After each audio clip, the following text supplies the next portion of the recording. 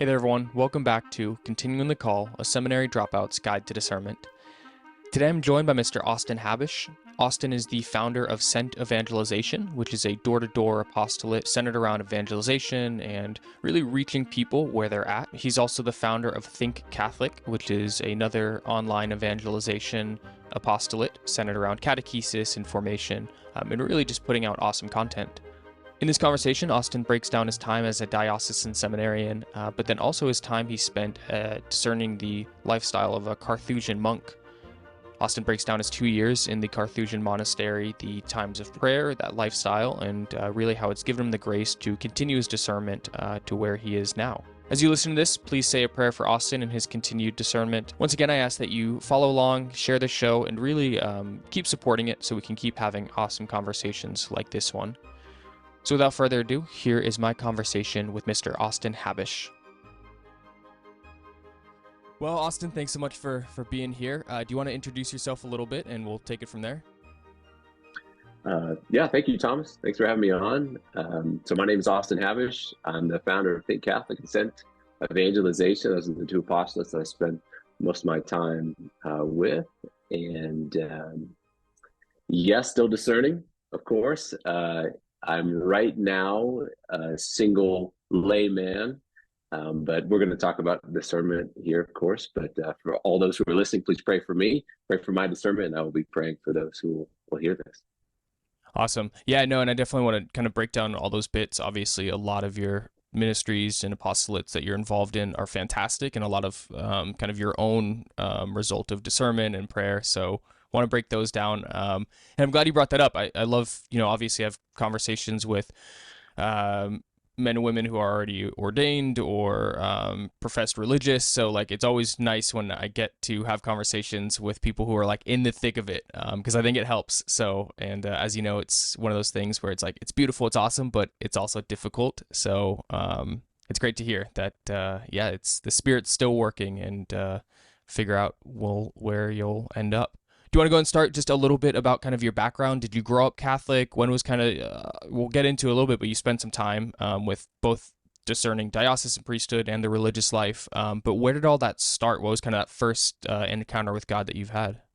Okay, well, the relevant background. So I was raised in a kind of a half Catholic home. My mom taking me to Mass with my sisters. My dad at the time, I think he would consider himself agnostic. So I'm going to a Catholic elementary school. I'm going to Mass on Sundays. I would always feel like I had this Catholic identity that would stick with me up until college. But a lot of my class, unfortunately, we would hold the Catholic name, but we would lose the ethics. So we wouldn't necessarily be going to confession. In college, very few of us continue to go to Mass. I myself would leave Mass attendance, would leave the Catholic faith kind of more in an official way after a class in college. So I took an intro to philosophy class. It was just one of the gen eds that I had to do to get my bachelor's at the University of Kansas. And for our final paper, we had to defend one of three things. It was either free will, compatibilism, or materialist determinism. And I remember the teaching assistant going through those various positions. And he said, if you're going to defend free will, you're going to have to discuss the soul or the immateriality of the mind. And I didn't know that those two go hand in hand. They either come together or they're lost together. Because if you're just atoms, there's no such thing as freely or voluntarily choosing anything. So I listened to him speak, and it seemed to me, and he didn't say this, but it seemed to me that he didn't really feel like there were good grounds for the soul. So I wrote my paper on materialist determinism.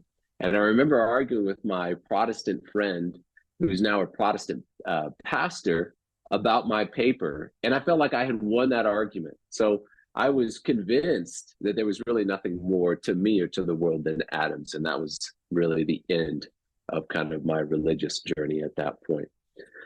Luckily, the same person would bring me back into, I would probably in my sophomore year, the hedonist life had not delivered what it promised, which I think a lot of people discover, sadly, given enough time, that when you kind of abandon yourself to pleasure, the human in you it just is never really fulfilled. I mean, we're not just animals, as Aristotle said. We're the rational animal, so we're satisfied by the truth, which is God, and anything short of that, our heart just rejects or it starves on. And so I finally realized that, not explicitly, but I was feeling that way. So I go to my Protestant friend, kind of looking for answers and help. He brings me into the non-denominational church. I'm doing that for the rest of my college career, and I might have stayed there if it wasn't for two things. The first is one time when I was back home, my mom took me to Catholic Mass. Now, the non-denominational church had taught me that all churches were essentially the same. Just go where you think the preaching is good, go where you like the music. And so I would go to my non-denom church in Lawrence, where I was going to school and working. And then when I went back home, I would go to Catholic Mass, and I didn't think there was anything wrong with doing both. I hear a homily at this Mass, and the priest says, as Catholics, we believe that the Eucharist is the body, blood, soul, and divinity of Christ. And our Protestant, a lot of our other Christian brothers don't necessarily believe that. And Thomas, I had never heard that. Now, I had grown up through the Catholic school system. As a Catholic, I had always known what I believed, but I had never known that that was unique to the Catholics. Now, I could have looked at the Orthodox as well, but growing up in a small village in Kansas, I'm not sure I was even aware of the Orthodox Church. So for me, it was just the Catholics who believed this, that in transubstantiation. So now I needed to figure out what was true. Is Jesus truly present in the Eucharist, or is it a symbol or something else? So I call a priest, and I asked the priest.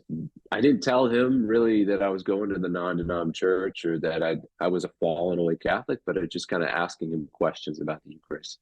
He told me two things. Look at John 6, which today, my dad is Catholic today.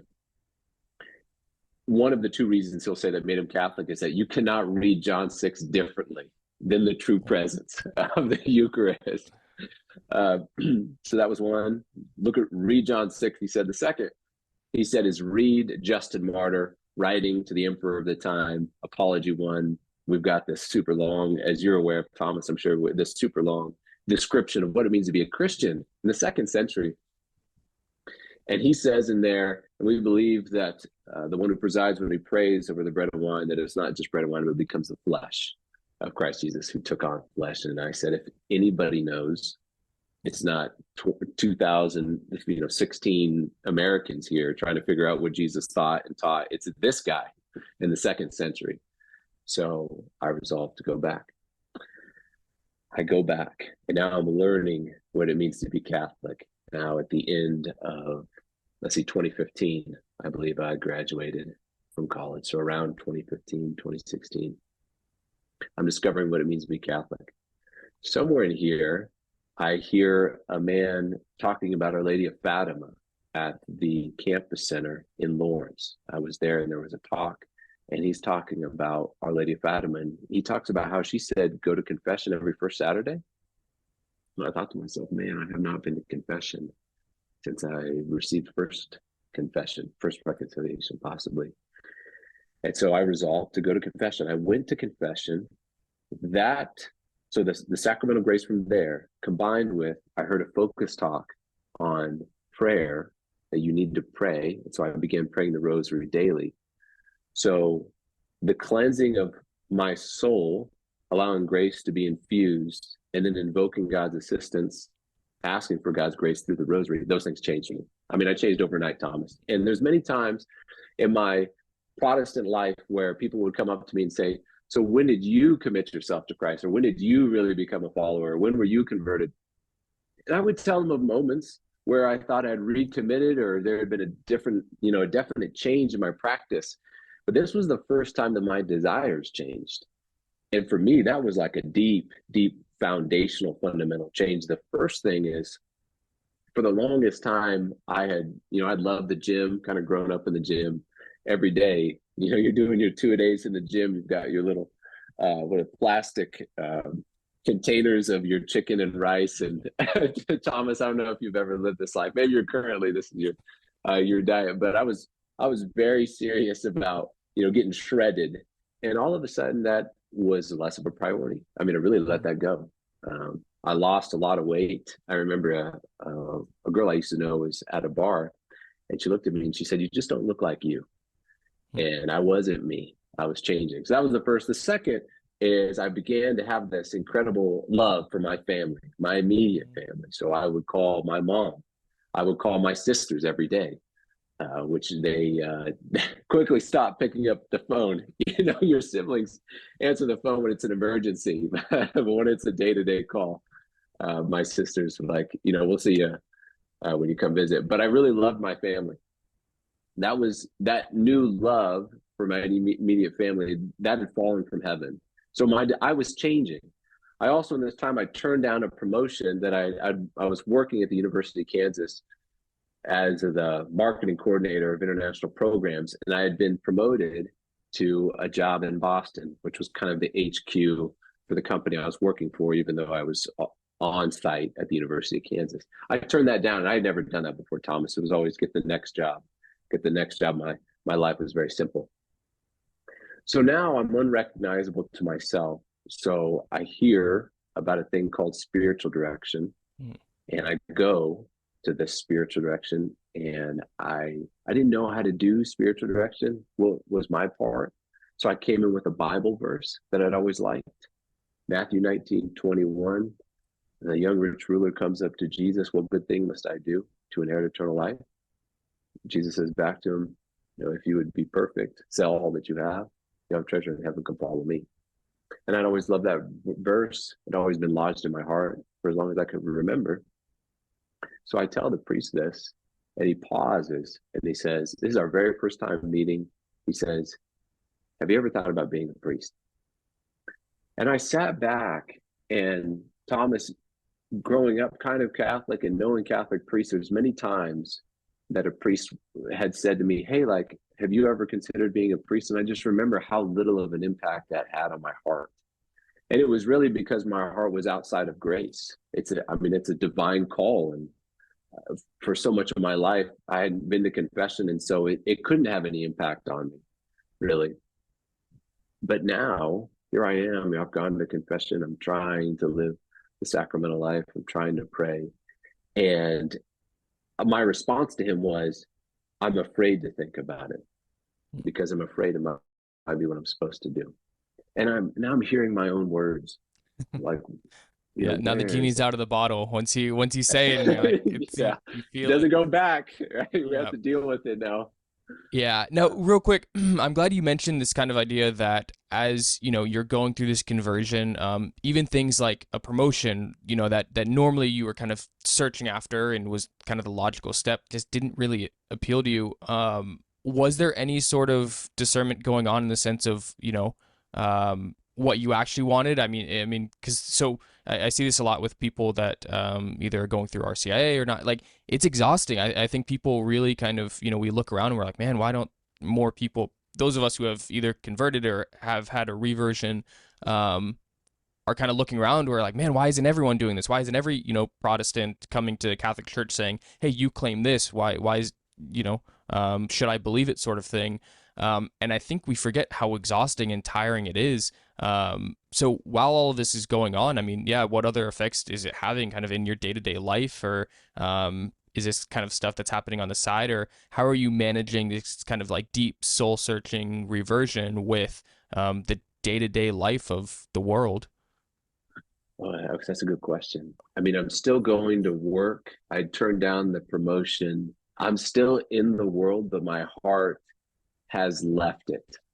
There's a verse that I love. I pray I'm not getting it incorrect. I think it's Song of Songs, chapter 8, verse 6, but and I took it as a motto when I was a Carthusian. Love is strong as death. Jealousy is cruel as the grave. What does that mean?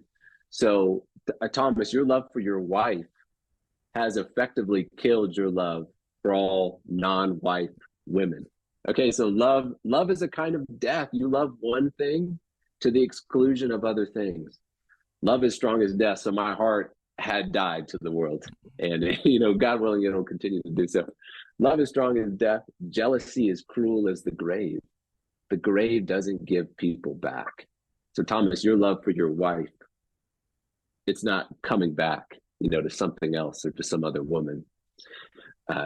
So I was in the world, but the exhaustingness of it, I was fortunate in that the Lord had prepared me up to this point by the gym and by the love for success. Both of those things require discipline, physical discipline.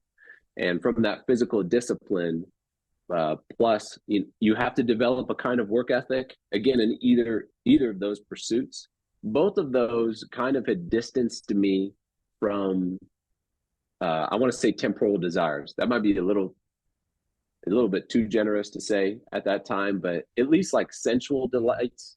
To be successful in the gym or in work, you have to forego lower goods. You have to give up sleep. You have to give up certain kind of foods. And so I was already kind of primed for a kind of abandonment of the world for the sake of the truth. Okay, so he says this. I respond. I'm afraid to think about it because I'm afraid it might be what I'm supposed to do. And then he immediately fires back. What I said to him was, but my dad's not Catholic right now. So if I go do the priest thing, who's going to take care of my dad? Meaning, like, who's going to convert my dad? And he said to me, doesn't that sound like the man who says to Jesus, yeah, I'll follow you, but first let me go bury my father? I said, sure, Father. He said, you know what Jesus says back to that man? Leave the dead to bury their own dead. Come follow me. I left that meeting having never thought about being a priest seriously in any way, now positive that the Lord was calling me to go to seminary. I called the diocese from the parking lot. I got the application. I filled it out. I entered seminary that fall. My dad went into the Catholic Church the Easter after me. Wow. So the long agonizing discernment was not there. Maybe today, but right there, I was positive that God was calling me to the seminary, to be a seminarian. Now, so in that, I mean, was there something of the priesthood that attracted you in the priesthood specifically? If so, what was that? Or was it just kind of that general idea of, that kind of excitement of, hey, Christ, I want to follow you, and this is where you're inviting me? Break that down. What really made you make that leap? I did not understand a lot about the Catholic faith, probably because I wasn't really Catholic through college, high school, not so much either. So I think, and I've heard this story a lot of times, someone will have a very dramatic reversion or conversion to the Catholic faith, and they will exclaim, rightly so, my God and my all. Like, Lord, how do I serve you with everything? And the first thought, at least for the guys, is I will go be a priest. And so that's kind of what I did, Thomas, to be honest. I mean, I can look back, and there's definitely hints of the priesthood. When I was in the 6th grade, I told my dad I wanted to be a priest. I told my recess teacher I wanted to be a priest, experiences in prayer. So there are those pieces, but I really didn't understand the different states of life within the Catholic Church. I just knew, Lord, how do I give you everything? I'm going to seminary. So I went to seminary. That's awesome. And yeah, what was it like? What was that experience like? Because that's there's always that shell shock, even if you've gone through that long, agonizing discernment process where you've read every book and watched every video, and you think you know what the seminary is. No matter how much you prepare, you still get there and you're like, oh, this is way different. So I can I can imagine how it was for you not having that. So what was it like when you get there?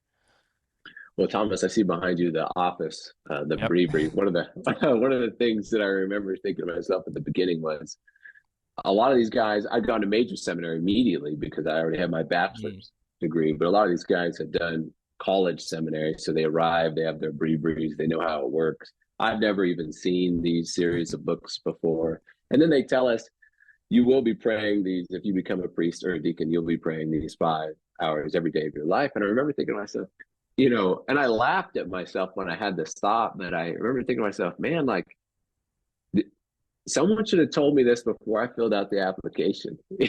Like, did I sign up for this? No one mentioned this. So yeah, I had to learn a lot. Probably the most interesting thing about the seminary so going to seminary might be similar to someone's experience of going to mass or becoming Catholic. You read Catholicism out of the books, and it is pristine, and it is true, and it is holy, and it is good. And then you meet actual Catholics. You go to an actual Catholic church. So going to seminary was very much like that. One of my seminary brothers, who's now a priest, I heard him give a homily, and he was reflecting back to seminary time. And he was saying, gosh, you just look around and you say, Lord, these guys, like, this is it. This is the plan. And so that was a lot of my experience, just getting rid of the dream of the seminarian or the seminary that, no, this is real life. We all need to be converted, and no one here is perfect. And the way of the cross. And But in that time, I would learn about the different states within, the different vocations, let's say. Is it the religious state? Is it the sacrament of holy orders? Is it marriage, the sacrament of marriage? Is it single life? So I would learn those different kinds of life. As I was doing that, I realized that the call, that Matthew 19:21, is really where we get the religious state, not necessarily the secular priesthood.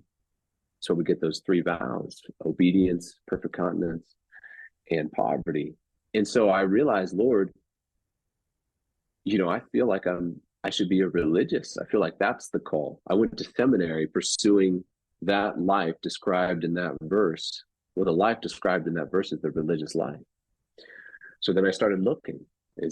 Should I be an active religious? Should I be a contemplative religious?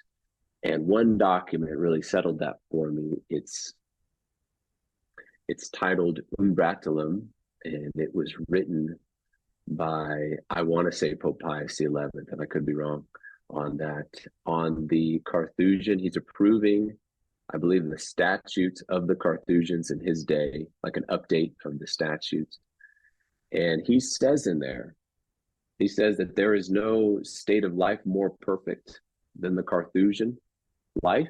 And then he says and then looking at the difference between the active and contemplative life, he says, and it's easy to understand that those who practice prayer and penance do more for the building up of the church than those who labor in the vineyard. So here I have the successor of Peter telling me that here's the most, abstractly considered most perfect life. They will save more souls than the man out in the world. So I said, okay, sign me up. So I got on a plane.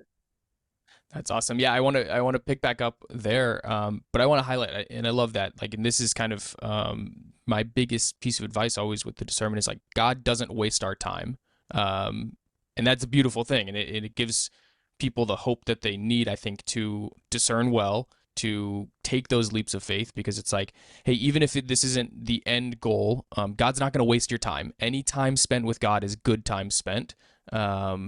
And I think that highlights it, right? Like, here you are coming through this kind of reversion, you're back to it. Obviously, you're praying and you're practicing Catholic and you love the faith, but, like, where else but in the seminary would you come across a document written by Pius XI, right? Like it's one of those things where it's like, it just only makes sense when you look at it, right? We're going through this mess and we're like, oh, this is, I took a wrong turn here, here's a detour. But then, like, you look at it, right, from God's perspective, or from, this kind of hindsight, where you're like, oh no, what I thought was all these curved lines was actually perfectly straight, and it makes sense. So it's beautiful to see, and I love that testament to it.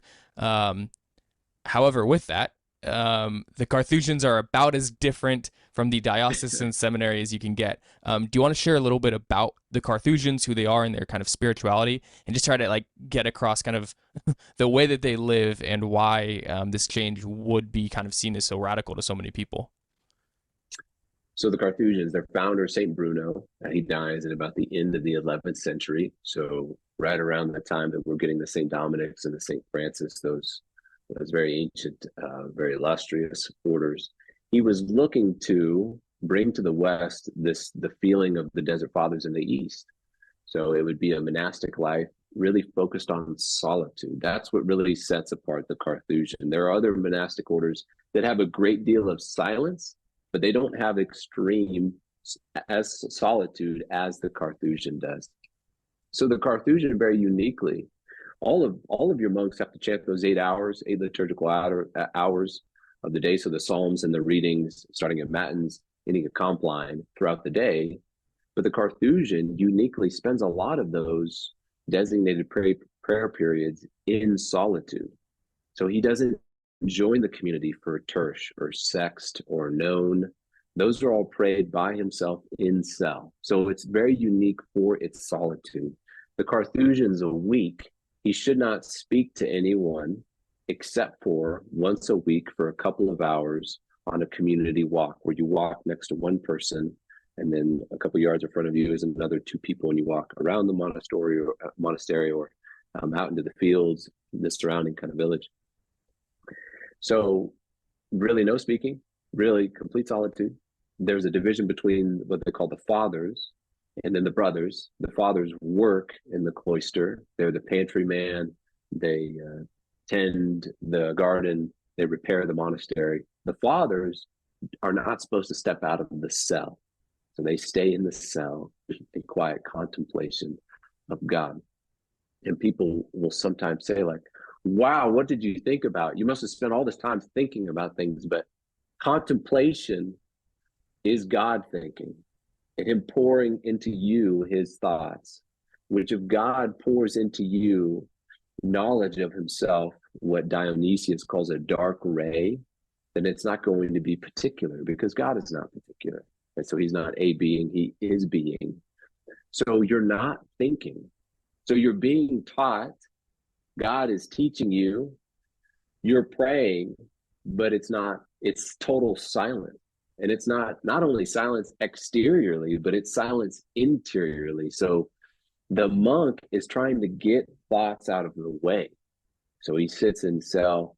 I would sit in cell for hours, just as much as the Lord would grant, total interior silence, saying Jesus' name, saying, "Come, Holy Spirit," every couple of minutes, and just allowing the Lord to fill me with his truth and his love. So the contemplative life, a day for the Carthusian, you wake up just before midnight every day. And I think it's funny, St. Alphonsus Liguori writes in his book to nuns, it's like True Spouse of Christ. He says in there, in his time, he says, even the lukewarm religious orders still wake up at midnight to pray. Today, I think the only religious order that still wakes up at midnight to pray is the Carthusians. So you wake up just before midnight, the bell rings at midnight, you begin praying Matins of the Blessed Virgin Mary. So there's the office of the day, which all monks have to pray. And then there's the office of the Blessed Virgin Mary, which are those small prayers in devotion to Our Lady just before. And then the Carthusians also have the office of the dead, to praying for those souls who have passed. So before every office of the day, you have the office of the Blessed Virgin Mary. So you're praying the Matins of that in cell. Then you join everyone else for Matins, where you chant from about 12:30 to 2:30 or 3:30, depending on the day. That's your Matins in prime. Matins and lauds, sorry. You wake up at 7 a.m. In cell for prime. Then you have some time of reading silently to yourself, Lectio Divina, Mass. Let's see, prime. Terce is at 8 a.m. in cell. Mass is at 8:15 till about 9:15, 9:30. After Mass, you go back to cell. You can work in your enclosed garden if you would like, back to reading, back to prayer. Sext is at 11. Your food is dropped off in a hole cut into your wall next to your door at 11:30. You eat. They call that dinner. And you eat from 11:30 till about 12:30. You put the meal back in the hole cut into the wall. For the majority of the year, for the monk, you eat one meal a day, even though you can ask for some slices of bread in the afternoon if you would like. That's the majority of the year. The minority of the year, they'll bring just like a very small meal in the evening, but you should, as a monk, fast, which means one meal a day. You got some time there. Then you've got known at 2:15. Vespers is at 3:30 in cell of the Blessed Virgin Mary, 3:45 together. That's the other. So you get together for Mass every day, you get together for the midnight office, and you get together for Vespers. every day. That ends at 4:15. You come back to cell. And then Thomas from 4:15 to 6:45 was, in my opinion, the real Carthusian experience. For a lot of the year, it's getting dark. It's cold, likely. You have like one area of your cell where you can have heat, but even there, sometimes you're too busy to man the stove. So it's cold, it's dark, you're in total solitude from the 4:15 to 6:45, which is compline. And you get to really sit with our Lord. You get to wrestle with your disordered desires. You miss things, you want things.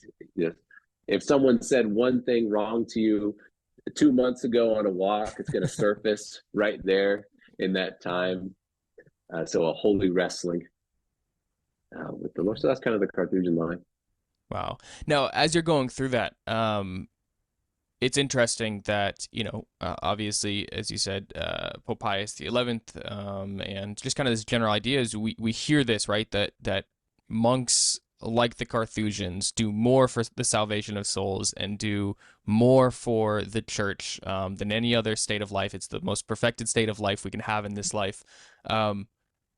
How is that the case, in your words? As somebody who lived there and you're sitting there and you explain this of like, well, yeah, okay, that's nice, you're praying and all that, but what about, the parishes, and what about this? And as somebody who's been in that position, what ways do you think that's true? Okay, I would say two things. So the two pieces here that I'm hearing you mention, Thomas, is why is this the perfect state? And then the second, salvation of souls. So taking the first would be, we are made for heaven. What is heaven? It is unending worship. The Carthusian life is the closest, like systematic, statute-based, unending worship life. I mean, your whole life is that. It's prayer, it's contemplation. And those other things, that's why there's not a ton of food, because it's not about food. It's not going to be about food in heaven either. There's a little bit of time to work in the garden because you have a body, and sometimes you have to. Sometimes work brings a kind of tranquility to the body. It quiets the body, which allows you to quiet the mind. But it is the life right now closest to what we will hopefully live then for all eternity. So that's what I'd say about the state. The salvation of souls, having done door-to-door evangelization, more or less subtracting those 2 years as a Carthusian, about 8 years. Faith comes through what is heard, Romans 10:17, absolutely. But it's also the gift of God, and God has to give it. And God has chosen to give it through the prayers of others. No one can baptize themselves. So that's someone else praying on your behalf, baptizing you. So the priority, what is the priority? Is it the prayer is it Therese of Lisieux, or is it Francis Xavier? Those two great doctors of missions. And I think rightly so, we have to say that it's the Therese of Lisieux, that God must give the grace, or everything the preacher says will go unheard. People will not act on it. And sadly, I see that all the time, Thomas. You've said all the right words, and the key is turning, but the engine won't start, and there's nothing you can do. Yeah, and no, I think you touched on it perfectly on both those accounts as you're kind of explaining the life, right? Like I remember when I was teaching and I would talk about the Carthusians, and I would show clips of Into Grand Silence, I believe is the name of it. And it's basically just a documentary highlighting the Carthusian life. And my students would get so frustrated. They're like, "This is awful. It's so boring. They're just existing." And then I'd use that. I'd be like, exactly, right? Because as you mentioned, right, God is existence, right? He isn't, the highest being in existence. No, he is existence. And the kids, of course, didn't realize that they're making kind of a beautiful philosophical statement and saying that these monks are just existing. And it's like they are, right? And that's our goal, and that's our hope. When we say, "Oh, I want to be in heaven," it's like I want to participate in that existence, and you see that, and it reflects that, and that's the beauty of it, because it's not us in our fallen way, and especially so many of us who get distracted by the little things.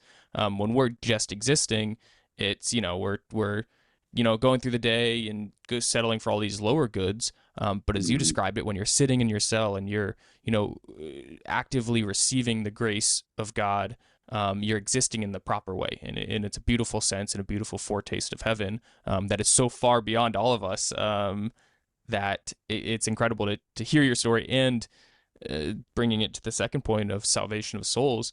It's also really important to remember that that's the whole point of the divine office, right? Is to pray on behalf of the church and pray on behalf of people. And the idea that you have these communities like the Carthusians and other cloistered sisters and religious communities, that their entire prayer life is praying on our behalf. You and I sitting here and everyone listening to this, they've never met us, they will never meet us. But God willing, when we're in heaven, we're going to see these monks, we're going to see these priests, we're going to see these sisters who have prayed for us unceasingly every day, and undoubtedly their grace helped us get to that point. And it's so beautiful. It's incredible to see them. I think often of how grateful, I am to these people who I've never met, right, and are praying for us, and it's a beautiful thing. With that, and I'm glad you mentioned your door-to-door evangelization, because what you're doing now is very different from the Carthusian lifestyle. So you explained that time. Where does that kind of chapter end for you? Where does that come from the close? How is the Spirit taking you from, hey, I want you to be in this extreme contemplative space, to what you're doing now? Thomas, that's a great question. And the door-to-door is a great segue, because here I'm coming up on about 2 years with the Carthusians, and I'm coming up on what will be temporary vows for me. I'm about to take temporary vows, which will be for 3 years. And so I go to my prior and I ask for his advice. Father, I want to do God's will. Am I supposed to be here? Am I supposed to be anywhere else? I loved it there. I look forward to seeing it again, God willing, in the future, in heaven. But you want to do God's will. So he wrote me a little note, and it's the two pieces. I still have that note. 2 pieces of it that I really took to prayer that were so helpful for me, is he says, consider the life of which you would give of yourself more. Excuse me, that was the first. The second, of which you would open up more. Now, I think the second is kind of interesting. He knew me. We had talked a lot. So I think that second is kind of coming from his actual experience with me. But the first, consider the life of which you would give of yourself more. And I think, Thomas, here is the great tension on discernment. The tension between the objective and the subjective. So the objective meaning, we do the Vatican II document on perfect charity, which all of us are called to, is on the religious life. That whole document, it's a document about the religious life. So that to follow Jesus, to live as Jesus lived, which means those perfect continence, poverty, obedience, that's the religious state. So, there we have a hierarchy of states. You have the religious state. Beneath that, the church is going to side with St. Paul on those who live the life of virginity, those who live the life of celibacy. And then, of course, we have the married life. So we have all of these states. We have an objective hierarchy within those states. But then there's there's me. There's that personal part of the discernment. Okay, Lord, there's the objective distinction. Now, taking that and looking at me in my particular circumstances, in my particular day, my particular desires, where do I go? So what the prior was helping me see is that even though it's true that the Carthusian state abstractly considered most perfect, salvation of souls from the contemplative most perfect, when I consider me, who had been doing door-to-door before I was a Carthusian, we wrote the book on how to do door-to-door evangelization. I always caught myself on walks trying to evangelize my Carthusian brothers. I'm trying to teach. So I'm looking at me and I'm saying, maybe me fits somewhere else here in the church body, in the church militant. And I had great peace with that. And I went to my prior and I said, well, I feel that the Lord is calling me to, at that time, I thought most likely religious order. Right now, and I'm sure Thomas will kind of talk about that, I'm thinking, is it a religious order? Is it diocesan seminary? Where is it, Lord? But I still felt that call, that Matthew 19:21, poverty, continence, obedience, but more in the active state in evangelization, in teaching. And that's what sent evangelization is. We teach parishes and dioceses how to knock every door every year in obedience to Vatican II, that all must be reached within the parish territory. So Thomas, the other apostolate Think Catholic, is really to help train and prepare those evangelists. So the YouTube account, the Instagram account, and I feel a great peace. I feel at home. Thomas, probably in your own story or other people you've spoken to, it's always you jump out into the dark. You pray, you hope, Lord, I hope this is your will. I'm taking the next step. Mm-hmm. Yeah. No, I love what you said about the fact of, while we do have those objectively higher states of life, right? Religious life being that, because it reflects, again, our end goal, right? The perfected humanity and soul is that idea of that perfect self-gift. But there is that subjective reality, which you spoke about. And I give the example all the time of Father Mike Schmitz, right? Because everyone knows the guy, everyone loves the guy. And it's very clear, right? You look at someone like him and you're like, oh man, he's killing it. He's in his great vocation, right? He found the state of life that he was called to. And we know that obviously by his fruits and by the joy, and you can just see it. And now that's not to say, I'm sure Mr. and Mrs. Mike Schmitz would have been a lovely family, right? Like there's nothing about the guy that thinks, that would lead me to think like, oh no, he'd be terrible. But like, would Mr. and Mrs. Mike Schmitz have been the saints in the making that he is very clearly today? The answer is I don't know, right? And I don't want to assume, and maybe. But what's beautiful is the fact that we can look at him now in his state of life and we see that as yes, right? And I look at my own state of life. Father Thomas probably would have been good, right? Obviously, I'm biased, right? Best, yeah, right. Like, yeah, like I'm biased. I think I would have, gave good homilies and run a good parish. But would I've been a saint? I don't know. And that's really part of that discernment is, what is God calling us not only to do well, but also to give up and to sacrifice and be purified of.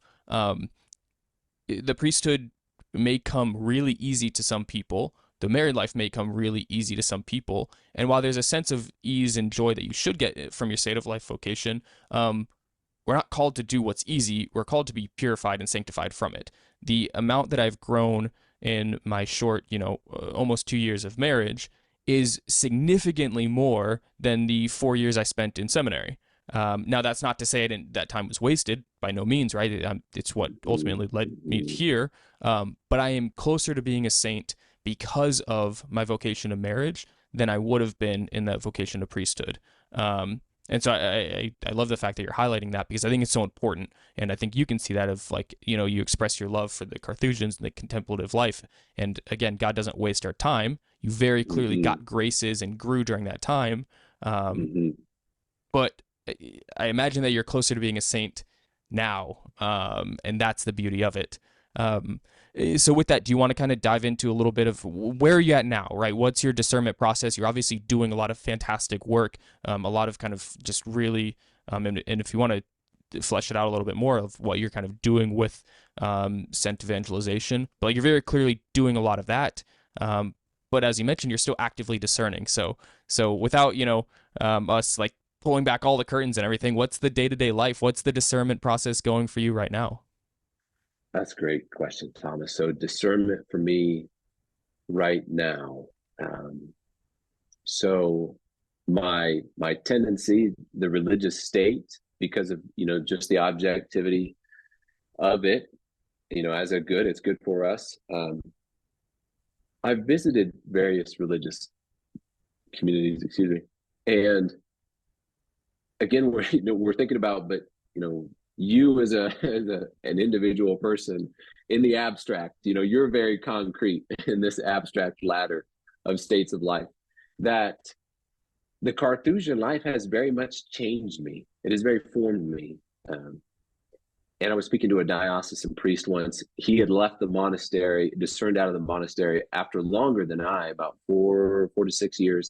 And he said that he felt like the formation had been so well done that he was really formed in a way that could not be reformed into a different spirituality of a religious order. Now, I think that's interesting in that right now I do kind of pick up a lot of the Carthusian pieces, not all of them. I'm not waking up at midnight to pray, hopefully that's all right. But I've retained a lot of that I'm very comfortable with, that I believe is kind of a means to my own sanctification, as you're talking about, Thomas. So as I look at there's that, and then a lot of many religious orders, sadly, maybe don't have the rigor, let's say. And again, I'm coming from the Carthusians. I had a vocations director tell me, he said, "You're going to come visit us, and you're going to say, yeah, these guys don't know how to pray. They don't know how to fast. They don't." And so I have to give credence to that. But not all religious orders are as, let's say, so the word would be strict. The saints would use that word, strict observance. Not all religious orders are as strict in their observance of the councils or even of their own rule or statutes. And so, Thomas, some of my thought is maybe the diocesan life has enough flexibility in its spirituality, in its day-to-day interior, its rule, that'll allow me to retain this Carthusianness and thrive and kind of that. So I'm thinking about that very seriously, Thomas. The other is these pieces you mentioned: Sent Evangelization, Think Catholic. The Lord has already begun moving the ball with these projects. Now, in the diocesan life, Father Mike Schmidt's a great example. He's doing everything. He's got the podcast, he's doing the speaking at events, like everywhere I turn, there's another Father Mike Schmidt's doing something. So in the diocesan life uniquely, there is bandwidth for these apostolates. If the Lord has called you to these kinds of apostolates, and it looks like, at least right now, that the Lord is blessing these apostolates. So that's another consideration that I have, Thomas, when I'm looking at the concreteness of me and my particular circumstances. Yes, that's where I'm leaning. Yeah. I pray. No. I have one last thing, Thomas, is of course, never discern alone. We're totally blind to ourselves. Always have a third person, someone from the outside, to look at you and to critique your decisions and choices. And so I do have a spiritual director who's been with me for so very long, and who's able to look into what I'm saying as well. So. Yeah, no, it's beautiful. And I really appreciate you for sharing that and kind of bearing it, because I think it's so important, right, for people to hear that. Again, at the end of the day, right, we're using all this technical language and discerning and religious and diocesan, but at the core of it, and it's very clear, you're pursuing God, right? You're pursuing His love, and you're responding, right, to His love. I love that. If like this, I think we need to cultivate more of this spirituality of a posture of reception and response, right? Of like really kind of that Carmelite, I think of John of the Cross, right? Of clearing out, right? It's not we use the analogy of climbing up the mountain and all of that, and like that's good, right? Because in some ways the spiritual life is like that. But I think more so it's the clearing out, right? It's the clearing out, so that way God can come and land in us. And it's beautiful to hear you kind of break that down. What's your advice for young men, young women who are discerning, who are in kind of that similar position, who are maybe just starting out, right? They're in those, early days, and kind of like where you were at the start of this, of like you have fallen in love with Christ. He's very clearly calling you by name, but you don't know where. What's your advice to those kind of initial fervors of discernment? I think that it's smart, because all of us are called to imitate Christ in a certain way. I think we're called to live out those counsels in whatever way. I think it's smart for a young person to go discern, to actually go, physically go to a religious community at some point, so women, maybe it's a convent or an active sisters apostolate, men, something very similar. Go and actually live that life, like let's say a month, perhaps. I know Mother Teresa's nuns, they'll house people for that amount of time. They'll help. I would say, if you want to discern, begin there. Go to a religious community, spend a month there, pray that whole time for the grace of clarity in your vocation. Then step back, right, and then begin to think on, okay, well, I've seen that. is the Lord giving me the grace to continue that life? Is he asking me, some other way? That's the first thing. Like, don't do discernment outside of a religious order. I mean, at some point, go to a religious order and go actually discern with them. I just think, sadly, Thomas, I mean, we talk about discernment all the time. No one actually takes a step in a direction. So actually go somewhere.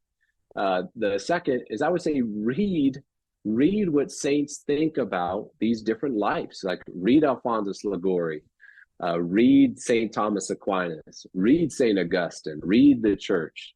I mean, on all of these different kinds of states, but try and put on the mind of Christ as it's displayed through his saints and the church.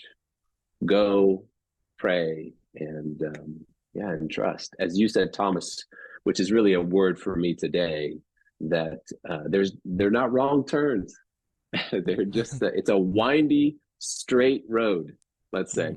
So yep, yeah, absolutely. Again, in our linear thinking, it does. It looks like we're, oh well, God's picking up the pieces. It's like, no, it is. It's the beautiful analogy of God as that composer, right? And the beautiful symphony of our life of, we're over here and he has the chords and we're playing the notes, and rather than him stopping the symphony and starting over, writing a new piece, he's just weaving the new melody out of that. And it gives me a lot of hope, right? Because I remember in those days when I had just left the seminary, or we're in discernment, and I was so frustrated, I was so angry. It's like, man, I just wasted all those years. But ironically, my wife and we knew each other before I went to seminary, and we had lost touch, but I would always ask her on dates and everything as a dumb high schooler before seminary, and rightfully so. She wanted nothing to do with me, and it wasn't until I came back from seminary and had worked on myself, and again, this was all kind of providential, and it wasn't certainly the goal. I thought it was,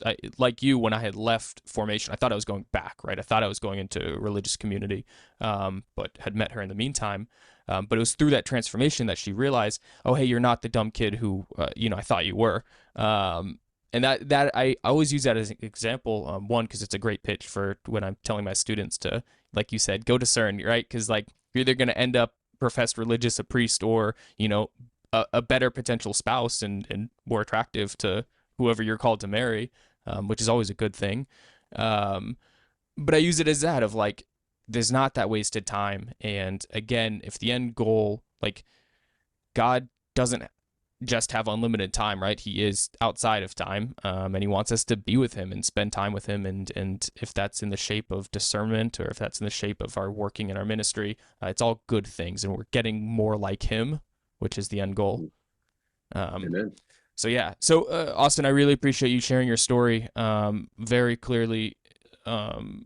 Again, I know it's one of those things where from the outside looking in, it's like, man, this guy gets it. He gets it. I know it might not feel like that on the day-to-day when you're like, Lord, where am I supposed to go? But exactly. Thank you. Your story is inspiring, and it's certainly helped me and given me stuff to reflect on, and hopefully the listeners as well. But count on my prayers for you.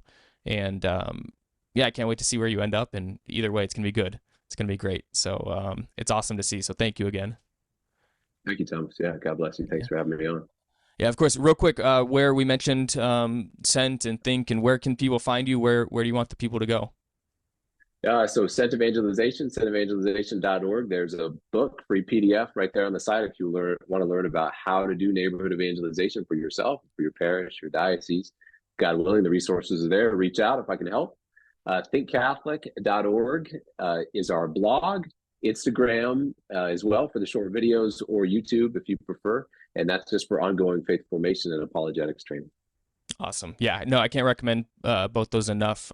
Really, it's a whole separate podcast for sure. But awesome work. And if you're looking for some really edifying content and good stuff, outside of this one, of course, check out Think Catholic. I was looking through some of the videos. It's phenomenal stuff. So I commend you a lot on that as well. Thank you. Yeah. So awesome. Well, Austin, thanks so much. And hopefully we'll catch up to you in a few years when you're either Brother Austin, Father Austin, Mr. Austin, one of those. We'll see. But can't wait to see your journey. Fantastic. Praise God. Thank you, Tom. Thanks.